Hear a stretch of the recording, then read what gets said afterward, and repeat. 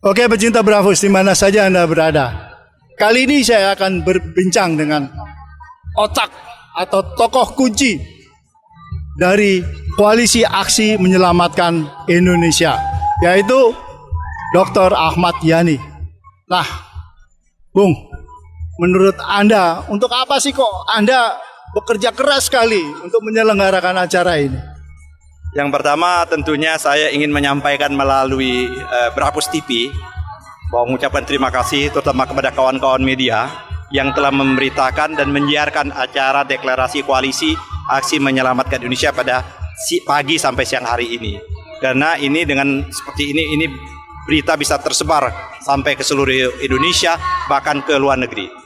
Yang kedua, bahwa koalisi aksi menyelamatkan Indonesia terdiri berbagai macam elemen masyarakat, golongan, ya kan, baik itu tokoh-tokoh adat, tokoh-tokoh masyarakat, ulama, mantan-mantan pejabat, aktivis, para profesi, dan bahkan ada anggota DPD yang masih aktif, beberapa anggota DPD yang masih aktif. Bahkan sebenarnya kemarin ini ada anggota DPR yang mau ikut, tapi ya akhirnya mungkin kita mengetahui lah kondisi sekarang ini. Akhirnya mereka tidak bisa hadir, tapi memberikan dukungan atas acara hari ini. Pertama tentunya sama-sama kita ketahui bahwa sebagaimana telah tadi dikemukakan, bagaimana latar belakang kenapa koalisi aksi menyelamatkan Indonesia ini lahir. Tentunya menurut pandangan kami dan penilaian kami setelah melihat perkembangan panjang Indonesia ini, bahwa ada persoalan-persoalan yang mendasar menurut kami. Ada persoalan substansi yang sedang dihadapi oleh bangsa ini. Pertama adalah menyangkut masalah ada indikasi berbagai macam kelompok secara konstitusional, secara institusional mau merubah Pancasila menjadi Trisila, menjadi Ekasila. Seperti itu. Melalui yang namanya RUU HIP dan rencana undang-undang Badan Pembinaan Ideologi Pancasila. Alhamdulillah, ya kan, respon dari masyarakat yang begitu luar biasa, ya kan, respon luar biasa, akhirnya ditunda. Tapi kami tidak minta ditunda, untuk dicabut dan dibatalkan. Begitu juga kita melihat bagaimana dalam sektor ekonomi kita akhir-akhir ini, bahkan statement resmi pemerintah sudah menyatakan, resmi pemerintah itu menyatakan bahwa ekonomi kita sudah merosot dan jatuh pada minus 532. Sesungguhnya menurut berbagai macam pakar ekonomi menyatakan angka ini dengan angka dibandingkan dengan angka-angka sebelumnya itu kita sudah mengalami resesi yang sebentar lagi sebenarnya mengalami depresi, hal yang luar biasa menurut saya yang menyedihkan. Kita sama-sama juga mengetahui bahwa kesulitan rakyat untuk bekerja saat ini, rakyat sulit sekali bekerja, bahkan ada yang bekerja di PHK, bahkan dirumahkan, bahkan tidak menerima gaji sepenuhnya, dipotong setengahnya. Tapi pada sisi yang lain kita melihat bahwa ada tenaga kerja asing yang dibuka pintunya seluas-luasnya. Di samping itu juga kita lihat bahwa ketimpangan dengan pengelolaan ekonomi ini, ketimpangan antara kaya dan miskin itu begitu nampak betul. Ada 4 orang yang menguasai aset kekayaan negara ini mencapai melebihi 47 sampai hampir mendekati 50% angkanya. Bahkan 10 orang di Indonesia, orang terkaya di Indonesia ini menguasai di atas 70% aset kekayaan negara ini. Tapi di sisi lain rakyat lain, ya kan, kita pernah mendengar kemarin ada orang memperebutkan harta kekayaan, warisan yang harganya sampai 600 triliun.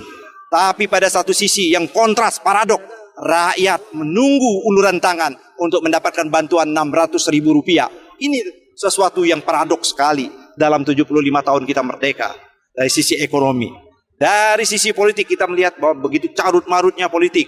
Bagaimana seharusnya partai politik bisa menyalurkan, mengagregasi, memperjuangkan kepentingan masyarakat. Tapi apa yang kita lihat, jangankan untuk memperjuangkan kepentingan rakyat saja, memperjuangkan hak dan kewenangannya saja, partai politik melalui DPR dia bersedia untuk dipangkas melalui yang disebut dengan Perpu 1 2020. Sekarang sudah diundangkan oleh DPR menjadi Undang-Undang Nomor 2 tahun 2020. Ada lagi adalah Undang-Undang Minerba yang seharusnya minerba batubara itu dikelola oleh negara, digunakan sebesar-besarnya untuk kebesaran dan kemaslahatan dan kemakmuran rakyat.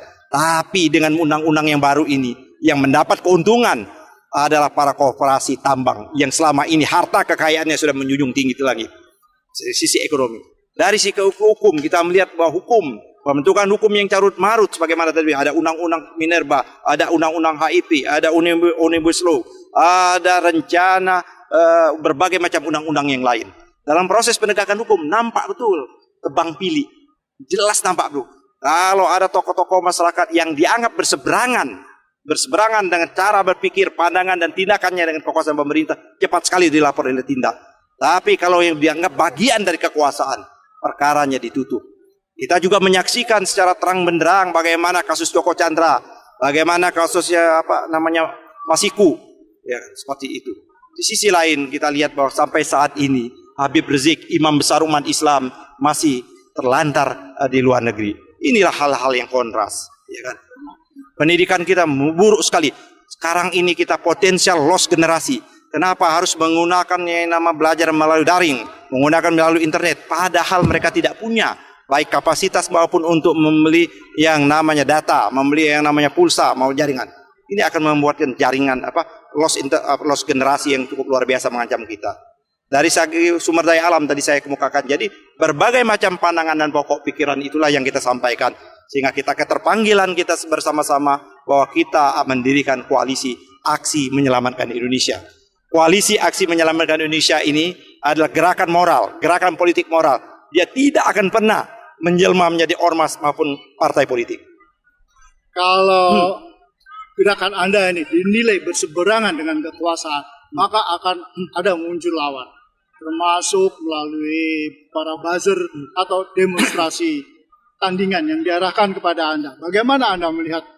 Yang pertama tentunya kami tidak akan menanggapi terlalu serius, ya kan? Terlalu serius, buzzer dan lain sebagainya. Karena kita masih mau, kalau mau kita mau berdebat data, data argumentasi.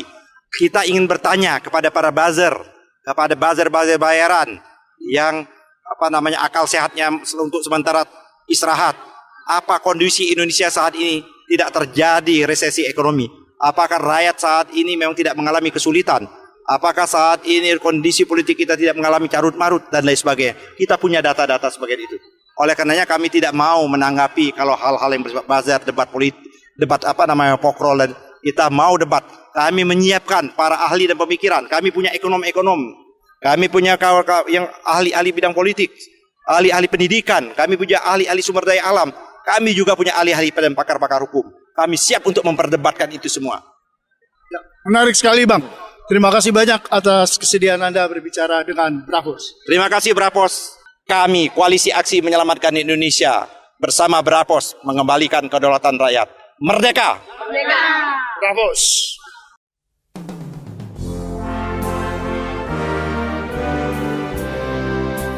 Terima kasih Anda masih terus mendengarkan Bravos Radio dari Batu Ampar 1 nomor 6 Kramat Jati Jakarta Timur.